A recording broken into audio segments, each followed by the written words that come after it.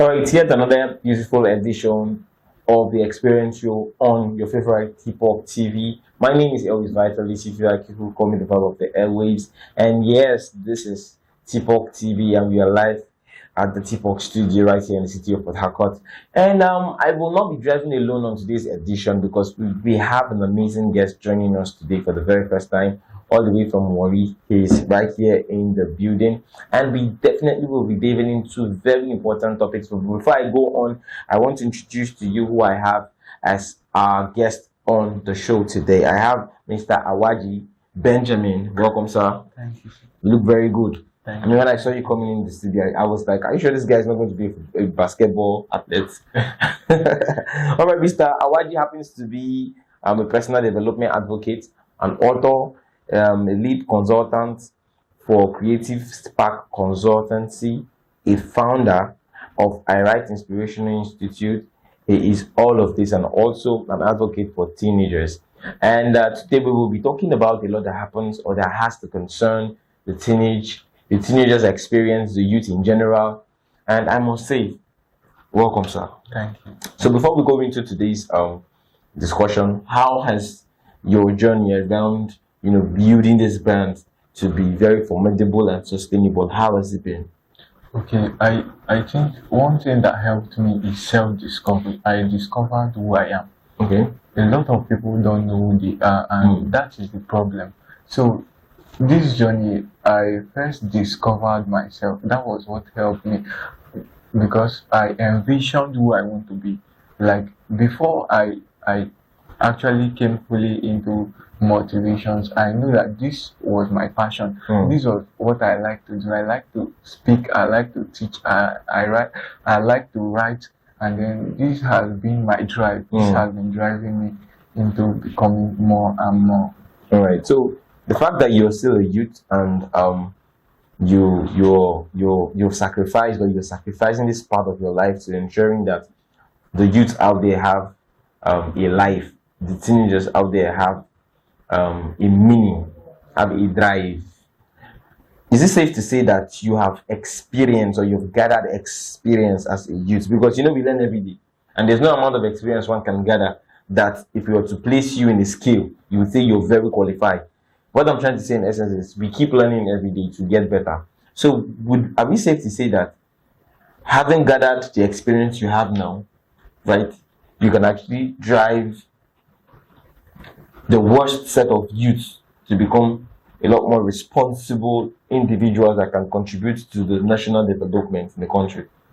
Okay, well, I'll start by saying that self-discovery is a journey and not a destination. Okay. Because every day, Motivating. Okay. every day we keep learning, we keep advancing. So I won't say I have reached a lot of influence to drive that kind of impact, but as we grow every day, I learn every day, I become transformational every day.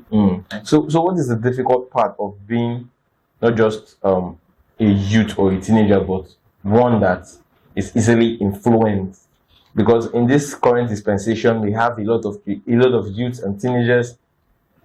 They have a purpose, but they are easily influenced. If you go on social media, you're going to see a lot of them. You're going to see the kind of lifestyle they portray. It's more like they have dual lifestyle. You see them on social media, and when you see them in person, you'll be like, are you not that same person I saw on social media? You understand? So how do you think that motivating such kind of persons can actually improve or change their sense of belongings? Okay, I think is when you teach them about focus and the power of being focused in what you are doing, then it will actually help them. Because when you focus, you can be able to achieve more. Because you can't be doing all of these things, being good on social media, then the next thing you are bad. Being focused will help you to achieve more things.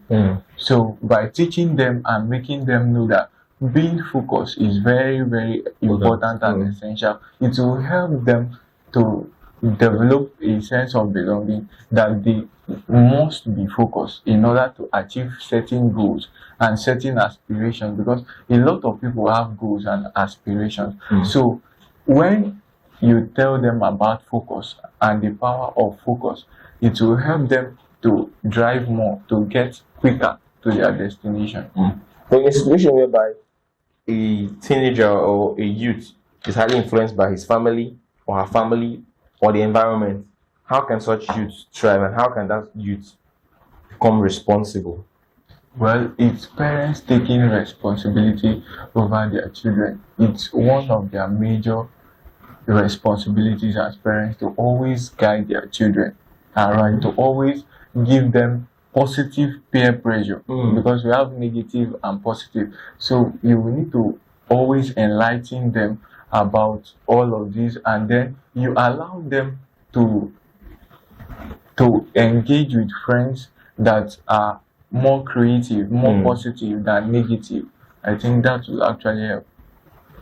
Now looking at the most recent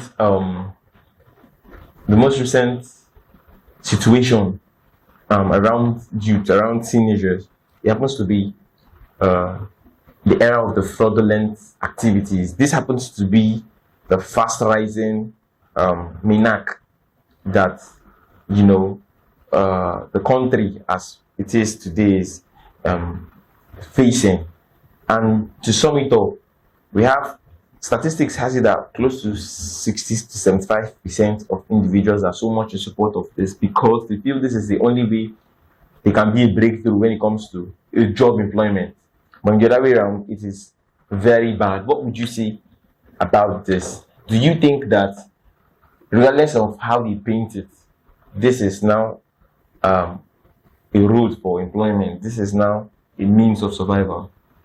Well, I would say quick riches is more dangerous than abject poverty. It is better to be poor than to be rich and you cannot find rest. Know that having quick riches online is detrimental to you. So, and it is not only by involving in fraudulent activities that you can actually make way. There are other people into affiliate marketing, into consultancy, and then they are also making huge amount of money from this. So it's not only by involving in fraudulent activities. Now, would you say that if the government eventually had more job around the various sectors and had a huge turnout for employment for youth, there won't be need for this? And if at all, do you also think that the government can actually play a vital role to ensuring that vices like this can be curbed to its various minimum? Yes, government can actually help because when there is employment, the need for social media world would reduce a bit because it can now become something you do leisurely because you have a major source of income. So you can now do it leisurely because social media itself has its influence. When you're on social media, you have influence. And now the government have made it easier for you to be employed and have money. So being on social media 24 hours can affect you. So it is important that you know the importance of social media, and then it is also important that the government creates job opportunities for youth so that it will be balanced. All right. Having said all about this, let's go into your book about what you wrote. What is the name of the book? And just let us in about your recent book you have.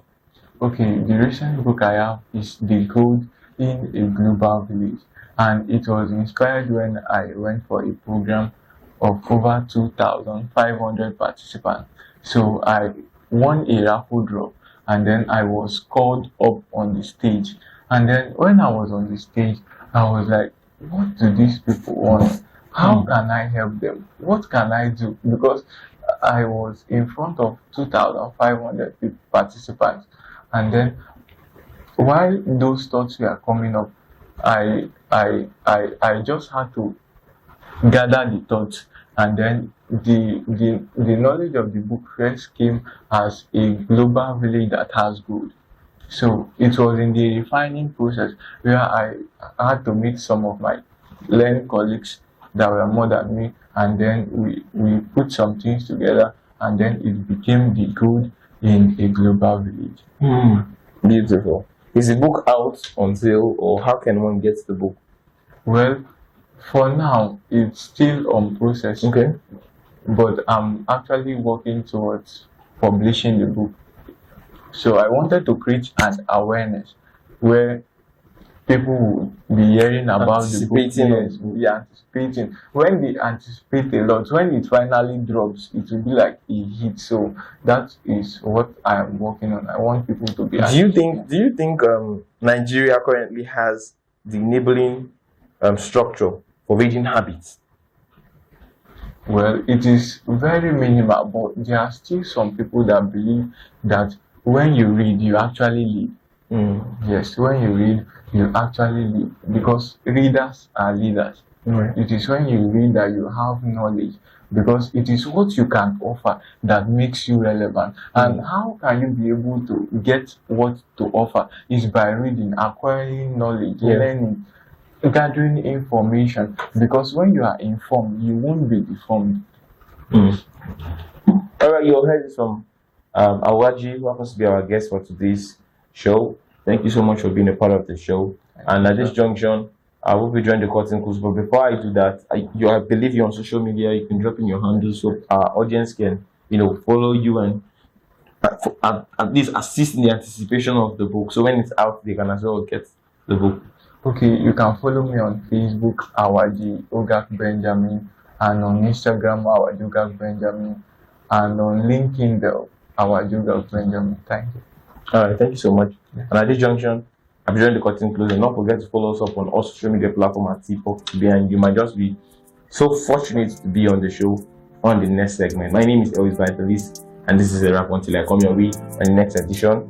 It's a bye.